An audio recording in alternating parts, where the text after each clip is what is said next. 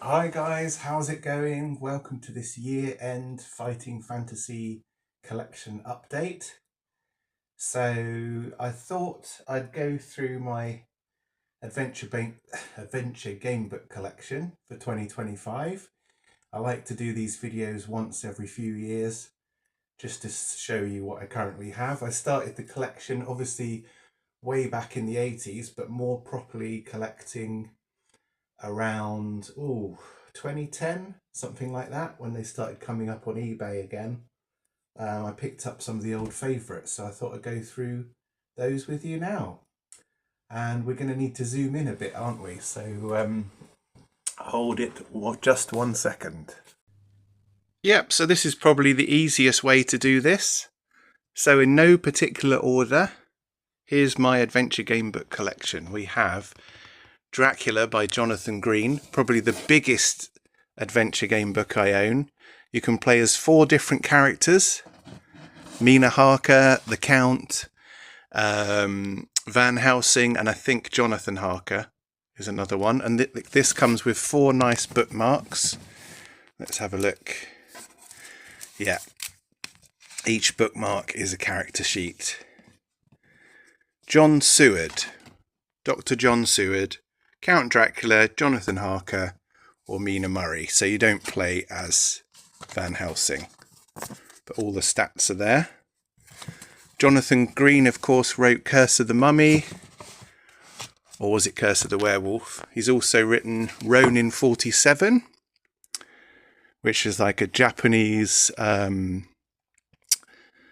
mech adventure. The world is under the dominion of the colossal kaiju. What hope do you have? I still have yet to play all the way through, so need to go back and play that one. The Dragon Warriors series by Dave Morris. Now this, of course, can be picked up in 1 volume now, but these are the original books. It was an RPG actually that came in 6 volumes. And they're all here, look. Out of the Shadows, Power of Darkness, and Volume 6 was hard to find, Lands of Legend. And that was re-released last decade in one volume, but the original was in 6. A lot of these are in my previous videos, but I'll just go through them again.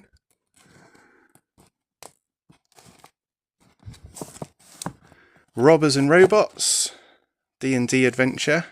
Some choose your own adventures there, so no dice needed for that. Some Grail Quest, the Nightmare Adventure books. We used these recently. We had a weekend away camping, me and my friends, and we used these. We used this first one as a base, and my mate used it as a basic guide for running an RPG. It probably lasted about an hour or so, but it was good fun. The Asterix Choose Your Own Adventures. There they are, Asterix to the Rescue and Operation Britain. They come with wonderful templates, which I have somewhere packed away. This is quite a nice one. Maelstrom. Again, that was re-released in recent decades. A turbulent role-playing game of thieves, rogues, magic and mayhem. Tolkien Quest, Knight of the Nazgul. And these ones, Warbringer, Way of the Tiger books. That's book number 5 and book number 3 there, Usurper, still in their plastic. Blood of the Zombies, this is what reprised my interest, if that's even a word. That was the 30-year anniversary for Fighting Fantasy. That's a particularly difficult one by Ian Livingstone, but very fast and a lot of fun. And the dice mechanic is slightly different. And then working backwards here, well, not backwards, this is the Riddling Reaver, 4 thrilling role-playing adventures for Fighting Fantasy players. So that Matthew Dawkins gave me that one at Games Expo. That was a wonderful find. And working backwards, you've got Return to Firetop Mountain, Legend of the Shadow Warriors, Black Vein Prophecy, Master of Chaos. As you can see, there's lots of gaps. Dead of Night, Fangs of Fury, Vault of the Vampire, Portal of Evil, unnumbered, but that is number 37. Armies of Death, Daggers of Darkness, Stealer of Souls, Skylord, Slaves of the Abyss, Battleblade Warrior, and Chasms of Malice. And up here you've got some more Jonathan Green's Neverland, Here Be Monsters, and Alice's Nightmare in Wonderland. As you can see, there's a theme. Jonathan always writes adventure game books based on classic literature.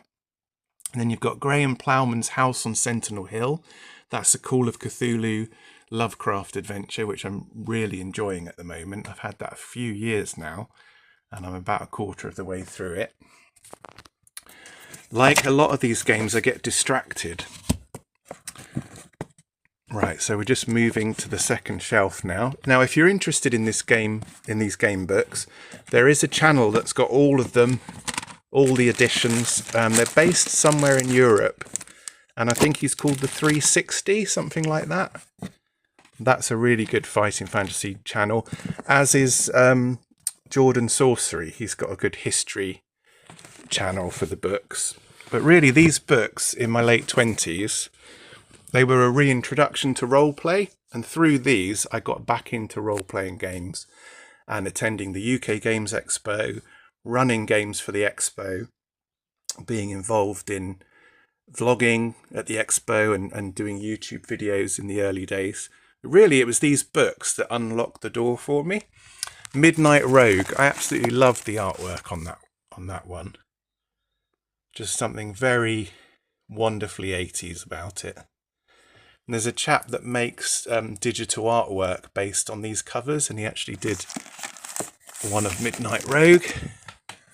Let's have a look at the covers, because that's the fun bit. So Phantoms of Fear, particularly difficult one. That's quite a good condition, that one. Still in its plastic. Crypt of the Sorcerer, that was my friend James's favourite fighting fantasy. Creature of Havoc, that's the classic one where you wake up and you don't know who you are or what you are or where you are. You awake and it's all you know. Masks of Mayhem. Trial of Champions, my personal favourite. The one I wrote an English story on once and received an A. The Japanese version of Sword of the Samurai. This is always fun to look at. Alongside the British version. Same game, completely different cover. Did I get that signed? I think I might have done. Let's have a look. No, I haven't. That's something to take to the next fighting fantasy signing. Demons of the Deep. That's a good one. Appointment with Fear. This was a present from my friend Richard. Thank you very much for that. I think that was during the pandemic. Seas of Blood, a really nice copy of that. The Rings of Kether, quite a nice copy there. It looks like Ex-Library, or the way it's been laminated makes me think of Ex-Library. Temple of Terror, Freeway Fighter, the classic Mad Max one, which is there is now a comic of, a graphic novel. A very, very battered copy of Space Assassin. That was bought at UK Games Expo. I need to look at replacing that. Right, sorry for the shaky camera work. I'm on my phone here. Maybe I can put it here. There we go. Talisman of Death. This always reminds me of reading Stephen King's Needful Things. I think I did that side by side. House of Hell, another personal favourite. Really hard to complete, but fantastic Ian Miller artwork on the front there. These you all know. Caverns of the Snow Witch, Scorpion Swamp, another classic, encouraging you to make maps. Island of the Lizard King, a really good one. Death Trap Dungeon, an absolute classic. The first one before Trial of Champions. So Trial of Champions was a sequel to Death Trap Dungeon. City of Thieves, a nice old battered copy there from the first time around. Starship Traveller, the sci-fi one. Forest of Doom, an absolute classic. My favourite cover art for Citadel of Chaos, Ian Miller. That's a wonderful, absolutely wonderful. And then the original artwork there from the first edition. And then, of course, it all started with Warlock of Firetop Mountain, of which there is an anniversary special edition out at the moment, like there is every 10 years or so, because we've recently seen the 40th anniversary. The Steve Jackson series, I've got the Sorcery Spellbook, which goes with these 4. The Sorcery series. Shamutantai Hills, City Porter Traps, 7 Serpents, and the Crown of Kings. Now the spells are all included in the back of each of these books, but here's a nice edition where it features as its own book as well. I nearly sold these a few months back, and luckily I didn't have any buyers, and I found the money that I needed anyway. It was a close one, so I still have those in the collection. And I am going to go on... Whoops, there they go. I am going to go on collecting these, because like any collection, once you start it, you've got to keep it going. So we move on to later editions. Bloodbones, very good one. That's Jonathan Green as well, I think. Starship Traveller, Legend of Zagor, Island of the Lizkin Warlock, and then newer editions where the artwork isn't as good inside, but there's still nice publications. Shadow of the Giants, this was the 40th anniversary. So there we go, look, we got the 40th anniversary book as well as the 30th. That's how long I've been collecting. Assassins of Alangia, I'm still yet to play that. That looks like a good one. That's Ian Livingston. Gates of Death, that was quite difficult. Port of Peril, Appointment with Fear, Creature of Havoc. 2 sorcery books there. City Porter Traps and Shamutantai Hills, and then Warlock as well. And that's pretty much it. I've also got The Dice Men, which is the origin story of Games Workshop. That's a really good read, as is The History of Fighting Fantasy, which I'll move on. Just have to go to another shelf. So, as I mentioned, the love of fighting fantasy took its logical progression and continued with a love of RPG games. And here's my small but humble RPG collection. I've got the Player's Handbook for Advanced Dungeons and Dragons, You Are the Hero, an interactive history of fighting fantasy game books. This is absolutely wonderful. I've read this before. I did have the original edition and then sold it on eBay, and then I've bought the newer hardback edition, which is now available. This is a wonderful idea for Christmas for any fans of the genre. In fact, any fighting fantasy purchase or RPG purchase is a great Christmas idea. And here is my roleplay game collection. I've got the complete One Ring first edition. The only thing I'm missing is the Book of Maps. Then I've got some Middle-earth roleplay here from way back in the day. Minas Tirith there. Middle-earth role-playing, or MERP as it was known. You can get quite a lot of figures for these as well. Weathertop, the Shire, and so on. And there's what sounds like a biplane going overhead, so we'll ignore that. That looks like a load of character sheets and handouts for the Enemy Within campaign, which is of course Warhammer Fantasy Roleplay First Edition, Warhammer Adventure here, Shadows over Bogenhafen and Death on the Reich. This is a nice mint condition of Shadows over Bogenhafen that comes with all the maps. I've actually run that at UK Games Expo before. That was a good year actually. Couple of early White Dwarfs here with Blood Bowl on the front, and Warhammer Fantasy Battle. These were lockdown purchases, definitely. Mordheim, Middenheim City of Chaos, which of course is also Warhammer City. There's 2 different editions of the book there. There's Power Behind the Throne, the 4th book in the Enemy Within campaign. Something Rotten in Kislev, original hardback, and original hardback of Empire in Flames, which make up the famous Graham Davies Empire Within which has been rewritten and re-released many times. Lichmaster or Lichmaster, or however you want to pronounce it, that's a good one. I've run that in recent years or recent decades. Doomstones I've never ran. That's like a goblin death rock campaign. Castle Drakenfels is an absolute death trap from start to finish. Terror of the Lichmaster, this is the original Warhammer Fantasy inspired pamphlet almost, isn't it?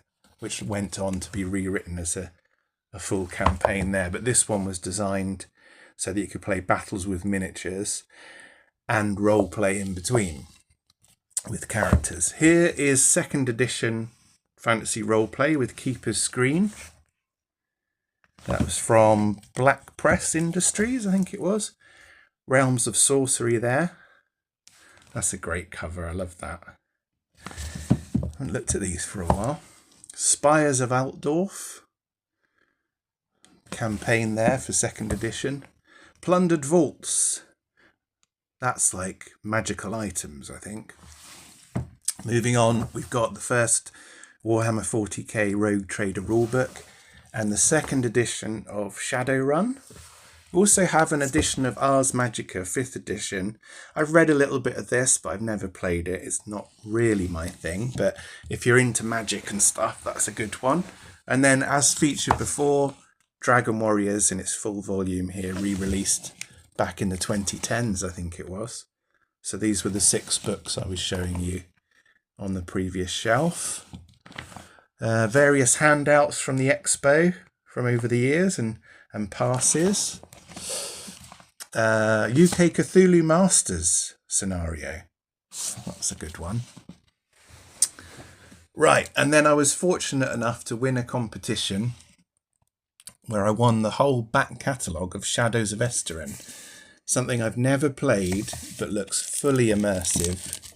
And maybe someday I'll run this. It's a European, Scandinavian fantasy RPG. They've even got a scenario based on, here it is, the Monastery of Tuath, based on Name of the Rose, I think it is, the famous novel by Umberto Eco.